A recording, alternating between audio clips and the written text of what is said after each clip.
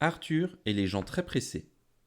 Chaque matin, à peine Arthur a-t-il mis le nez dans son bol que son papa dit Allez, c'est l'heure, vite, vite, on va être en retard.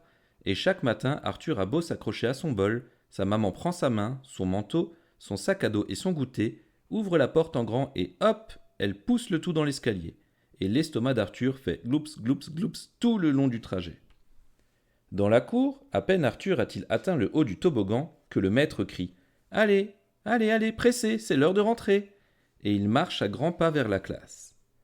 Dans la classe, à peine Arthur a-t-il posé un œil sur son livre que le maître annonce Allez, finissez, on passe au calcul. Et Arthur, qui commençait tout juste à rêver du grand loup caché au coin du bois, plonge sans respirer dans les chiffres. À la cantine, à peine Arthur a-t-il attaqué son steak haché que l'animatrice s'écrie Parfait, parfait, vous pouvez y aller.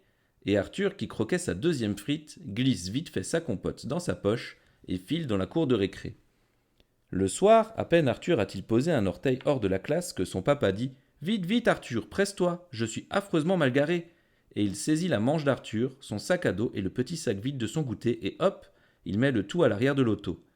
Ainsi vont les journées d'Arthur avec des gens très très pressés. Or, ce matin, à peine Arthur a-t-il goûté son chocolat que sa maman saisit son manteau, son sac à dos, son petit sac à goûter. Elle dit Vite, vite, presse-toi, on y va. Ouvre la porte en grand et la claque derrière elle, en oubliant Arthur. Et Arthur se retrouve là, tout seul, devant son bol. Il se sent tout bizarre. Personne ne dit Allez, allez. Personne ne crie. Personne ne pousse. Alors, comme la porte ne se rouvre pas, Arthur décide de terminer tranquillement son petit déjeuner. Et même, il gratte au fond du bol le petit tas de sucre et de chocolat tout collé qu'il y découvre. C'est délicieux. Puis, il ouvre en grand la porte de l'appartement, tout seul. C'est si grand d'ouvrir tout seul en prenant bien son temps. Les voilà qui descend l'escalier de l'immeuble, et jamais l'escalier n'a paru aussi long. Voilà la rue, tout est si calme, on dirait des vacances. Arthur marche à pas lents, si lents qu'il pourrait les compter. Il y a les arbres, presque immobiles, qui balancent lentement leur feuillage. Il y a du ciel, presque immobile, avec dedans de longs nuages qui glissent. Sur ses joues, Arthur sent ce petit vent qu'on ne sent que quand on va très lentement. Il pense C'est délicieux. Arthur aperçoit l'école. Il voit maman qui s'agite et le maître qui marche à grands pas. Et même papa. Tout à coup, maman le voit. Le voilà s'écrie-t-elle avec un grand cœur dans la voix.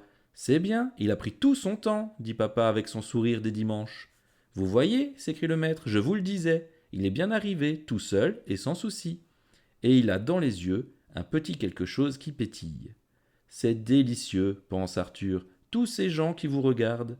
Voilà mon grand petit garçon, dit papa en ouvrant les bras. Quand la cloche sonne, le maître murmure, presque à regret, je crois qu'il faut rentrer. Maman sourit, elle prend la main de papa et dit Allez, on s'en va. Alors Arthur glisse sa main dans la main du maître, et s'en allant vers la classe avec son manteau, son sac à dos et son goûter, il marche lentement à ses côtés. Maintenant ils ont le temps, et c'est vraiment tout à fait délicieux.